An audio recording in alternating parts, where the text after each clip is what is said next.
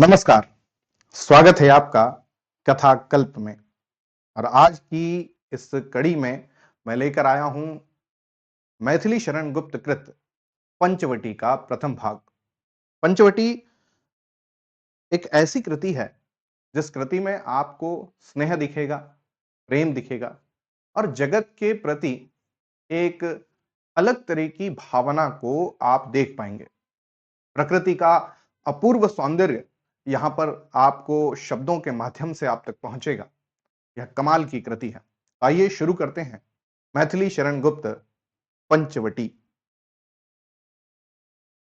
कुछ पद पूर्वाभास के नाम से हैं और उसके बाद मुख्य कृति आरंभ होती है। तो हम बात करते हैं पूर्वाभास की। पूज्य पिता के सहज सत्य पर वार सुधाम धरा धन को, चले राम सीता भी उनके पीछे चली गहन वन को। उनके पीछे भी लक्ष्मण थे, कहा राम ने कि तुम कहां। विनत वदन से उत्तर पाया, तुम मेरे सर्वस्व जहां। सीता बोली कि ये पिता की आज्ञा से सब छोड़ चले, पर देवर तुम त्यागी बनकर क्यों घर से मुंह मोड़ चले। उत्तर मिला कि आर्य बरबस बना न दो मुझको त्यागी। आर्य चरण सेवा में समझो मुझको भी अपना भागी। क्या कर्तव्य यही है भाई। लक्ष्मण ने सिर झुका लिया। आर्य आपके प्रति इस जन ने कब कब क्या कर्तव्य किया। प्यार किया है तुमने केवल, सीता यह कह मुस्काई। प्यार किया है तुमने केवल, सीता यह कह मुस्काई। किंतु राम की उज्जवल आंखें सफल सीप सी भर आई। पंचवटी। चारु चंद्र की चंचल किरणें खेल रही हैं जल थल में। स्वच्छ चांदनी बिछी हुई है अवनी और अंबर तल में। पुलक प्रकट करती है धरती हरित तृणों की नोकों से। मानो झीम रहे हैं तरु भी मंद पवन के झोंकों से। पंचवटी की छाया में है सुंदर पर्ण कुटीर बना, जिसके सम्मुख स्वच्छ शिला पर धीर वीर निर्भीक मना। जाग रहा यह कौन धनुर्धर, जबकि भुवन भर सोता है। भोगी कुसुमायुध योगी सा बना दृष्टिगत होता है। किस व्रत में है व्रती वीर यह, निद्रा का यूं त्याग किए। राजभोग्य के योग्य विपिन में बैठा आज विराग लिए। बना हुआ है प्रहरी जिसका, उस कुटीर में क्या धन है। जिसकी रक्षा में रत इसका, तन है मन है जीवन है। मर्त्य लोक मालिन्य मेटने, स्वामी संग जो आई है। तीन लोक की लक्ष्मी ने यह कुटी आज अपनाई है। वीर वंश की लाज यही है, फिर क्यों वीर न हो प्रहरी। विजन देश है निशा शेष है, निशाचरी माया ठहरी। कोई पास न रहने पर भी जनमन मौन नहीं रहता। आप आपकी सुनता है वह, आप से है कहता। बीच बीच में इधर उधर निज दृष्टि डालकर मोदमयी, मन ही मन बातें करता है धीर धनुर्धर नई नई। क्या ही स्वच्छ चांदनी है यह, है क्या ही निस्तब्ध निशा। हे स्वच्छंद सुमंद गंध वह, निरानंद है कौन दिशा। बंद नहीं अब भी चलते हैं नियति नटी के कार्यकलाप। पर कितने एकांत भाव से, कितने शांत और चुपचाप। है बिखेर देती वसुंधरा, मोती सबके सोने पर। रवि बटोर लेता है उनको सदा सवेरा होने पर। और विराम दायिनी अपनी संध्या को दे जाता है। शून्य श्याम तनु जिससे उसका नया रूप झलकाता है। सरल तरल जिन तुहिन कणों से हस्ती हर्षित होती है। अति आत्मीया प्रकृति हमारे साथ उन्हीं से रोती है। अनजानी भूलों पर भी वह अदय दंड तो देती है। पर बूढ़ों को भी बच्चों सा सदैव भाव से सेती है। 13 वर्ष व्यतीत हो चुके, पर है मानो कल की बात। वन को आते देख हमें जब आर्त अचेत हुए थे तात। अब वह समय निकट ही है जब अवधि पूर्ण होगी वन की। किंतु प्राप्ति होगी इस जन को, इससे बढ़कर किस धन की। और आर्य को राज्यभार तो वे प्रजार्थ ही धारेंगे। व्यस्त रहेंगे हम सबको भी मानो विवश विसारेंगे। कर विचार लोकोपचार का, हमें न इससे होगा शोक। पर अपना हित आप नहीं क्या कर सकता है यह नरलोक। मजली माँ ने क्या समझा था कि मैं राजमाता होंगी, निर्वासित कर आर्य राम को अपनी जड़ें जमा लूंगी। चित्रकूट में किंतु उसे ही देख स्वयं करुणा थकती। उसे देखते थे सब, वह थी निज को ही न देख सकती। अहो, राजमातृत्व यही था, हुए भरत भी सब त्यागी। पर सौ सौ सम्राटों से भी है सचमुच वे बड़भागी। एक राज्य का मूढ़ जगत ने कितना महामूल्य रखा, हमको तो मानो वन में ही है विश्वानुकूल रखा। होता यदि राजत्व मात्र ही लक्ष्य हमारे जीवन का, तो क्यों अपने पूर्वज उसको छोड़ मार्ग लेते वन का। परिवर्तन ही यदि उन्नति है, तो हम बढ़ते जाते हैं। किंतु मुझे तो सीधे सच्चे पूर्व भाव ही भाते हैं। जो हो, जहां आर्य रहते हैं वहीं राज्य वे करते हैं। उनके शासन में वनचारी सब स्वच्छंद विहरते हैं। रखते हैं सयत्न हम पुर में, जिन्हें पिंजरों में कर बंद। वे पशु पक्षी भाभी से हैं, हिले यहां स्वयं अपि सानंद। करते हैं हम पतित जनों में बहुधा पशुता का आरोप। करता है पशु वर्ग किंतु क्या निज निसर्ग नियमों का लोप। मैं मनुष्यता को सुरत्व की जननी भी कह सकता हूं, किंतु पतित को पशु कहना भी कभी नहीं सह सकता हूं। आ आकर विचित्र पशु पक्षी यहां बिताते दोपहरी। भाभी भोजन देती उनको पंचवटी छाया गहरी। चारों चपल बालक जो मिलकर मां को घेर खिजाते हैं, खेल खिलाकर भी आर्या को वे सब यहां रिझाते हैं। गोदावरी नदी का तट यह ताल दे रहा है अब भी। चंचल जल कल कल कर मानो तान दे रहा है अब भी। नाच रहे हैं अब भी पत्ते, मन से सुमन महकते हैं। चंद्र और नक्षत्र ललक कर लालच भरे ललकते हैं। वैतालिक विहंग भाभी के संप्रति ध्यान लग्न से हैं। नए गान की रचना में वे कविकुल तुल्य मग्न से हैं। बीच बीच में नर्तक के की मानो यह कह देता है, मैं तो प्रस्तुत हूं, देखें कल कौन बढ़ाई लेता है। आंखों के आगे हरियाली रहती है हर घड़ी यहां। जहां तहां झाड़ी में झिरती है झरनों की झड़ी यहां। वन की एक एक हिमकणिका जैसी सरस और शुचि है। क्या सौ सौ नागरिक जनों की वैसी विमल रम्य रुचि है।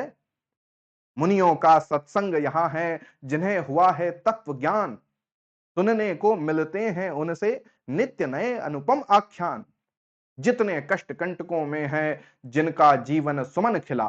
गौरव गंध उन्हें उतना ही अत्र तत्र सर्वत्र मिला। शुभ सिद्धांत वाक्य पढ़ते हैं शुक सारी भी आश्रम के। मुनि कन्याएं यश गाती हैं, क्या ही पुण्य पराक्रम के। आहा, आर्य के विपिन राज्य में सुख पूर्वक सब जीते हैं। सिंह और मृग एक घाट पर आकर पानी पीते हैं। गुह निषाद शवरों तक का मन रखते हैं प्रभु कानन में। क्या ही सरल वचन रहते हैं इनके भोले आनन में। इन्हें समाज नीच कहता है, पर हैं ये भी तो प्राणी। इनमें भी मन और भाव हैं, किंतु नहीं वैसी वाणी। कभी विपिन में हमें व्यंजन का पड़ता नहीं प्रयोजन है। निर्मल जल मधु कंद मूल फल आयोजनमय भोजन है। मन प्रसाद चाहिए केवल, क्या कुटीर फिर क्या प्रासाद। भाभी का आह्लाद अतुल है, मझली मां का विपुल विषाद। अपने पौधों में जब भाभी भर भर पानी देती हैं, खुरपी लेकर आप निराती जब वे अपनी खेती हैं पाती हैं, तब कितना गौरव कितना सुख कितना संतोष। स्वावलंब की एक झलक पर न्योछावर कुबेर का कोष। सांसारिकता में मिलती है यहां निराली निस्पृहता। अत्रि और अनुसूया की सी होगी कहां पुण्य ग्रहिता। मानो है यह भुवन भिन्न ही, कृत्रिमता का काम नहीं। प्रकृति अधिष्ठात्री है इसकी, कहीं विकृति का नाम नहीं। स्वजनों की चिंता है हमको, होगा उन्हें हमारा सोच। यही एक इस विपिन वास में दोनों ओर रहा संकोच। सब सह सकता है परोक्ष ही, कभी नहीं सह सकता प्रेम। बस प्रत्यक्ष भाव में उसका रक्षित सा रहता है क्षेम। इच्छा होती है स्वजनों को एक बार वन ले आऊं, और यहाँ की अनुपम महिमा उन्हें घुमाकर दिखलाऊं। विस्मय होंगे देख आर्य को, वे घर की ही भांति प्रसन्न। मानो वन विहार में रत हैं वे वैसे ही श्री संपन्न।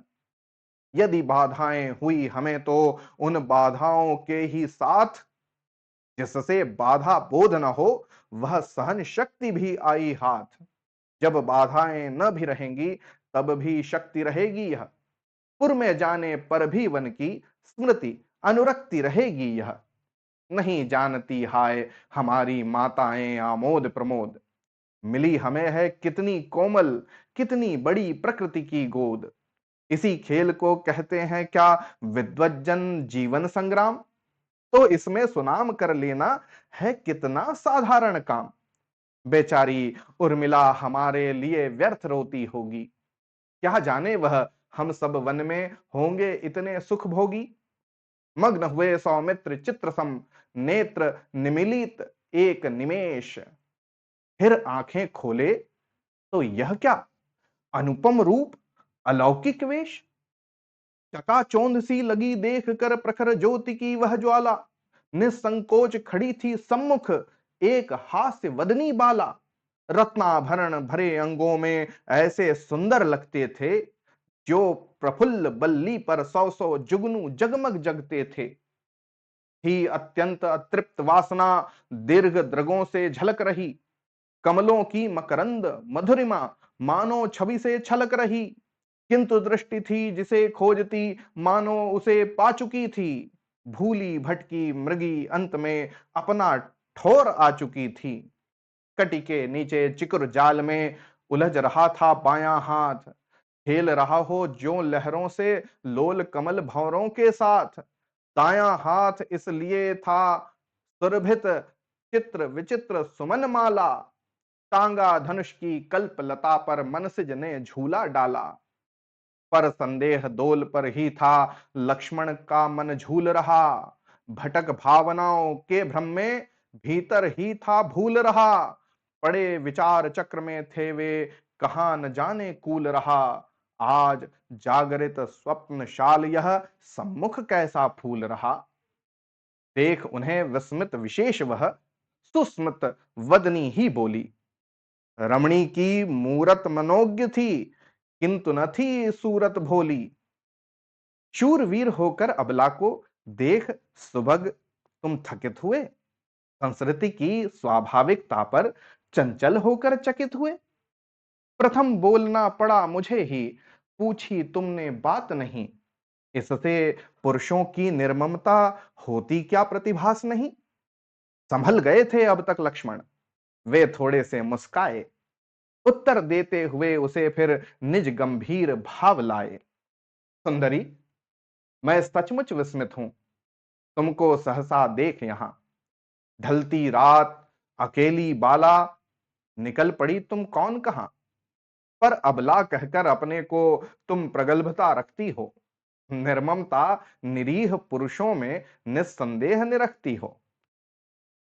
पर मैं ही यदि पर नारी से पहले संभाषण करता, तो छिन जाती आज कदाचित पुरुषों की सुधर्म परता। जो हो, पर मेरे बारे में बात तुम्हारी सच्ची है। चंडी, क्या कहूं तुमसे मेरी ममता कितनी कच्ची है। माता पिता और पत्नी की, धन की धरा धाम की भी, मुझे न कुछ भी ममता व्यापी जीवन परंपरा की भी। एक किंतु उन बातों से क्या फिर भी हूं मैं परम सुखी। ममता तो महिलाओं में ही होती है मंजुमुखी। शूरवीर कहकर भी मुझको तुम जो भीरु बताती हो, इससे सूक्ष्म दर्शिता ही तुम अपनी मुझे जताती हो। भाषण भंगी देख तुम्हारी, हां मुझको भय होता है। प्रमदे, तुम्हें देख वन में यूं मन में संशय होता है। कहूं मानवी यदि मैं तुमको, तो वैसा संकोच कहां। कहूं दानवी, तो उसमें है यह लावण्य की लोच कहां। वन देवी समझूं तो वह तो होती है भोली भाली। तुम ही बताओ कि तुम कौन हो, हे रंजित रहस्य वाली। आज का भाग यहीं तक। अगले भाग में हम देखेंगे कि यह कौन है मंजूमाला। ठीक है, इसके बारे में हम लोग समझने का प्रयास करेंगे। आज का यह भाग आपको कैसा लगा जरूर मुझे बताइएगा। होती है अगले भाग में फिर मुलाकात, तब तक के लिए धन्यवाद और जय हिंद।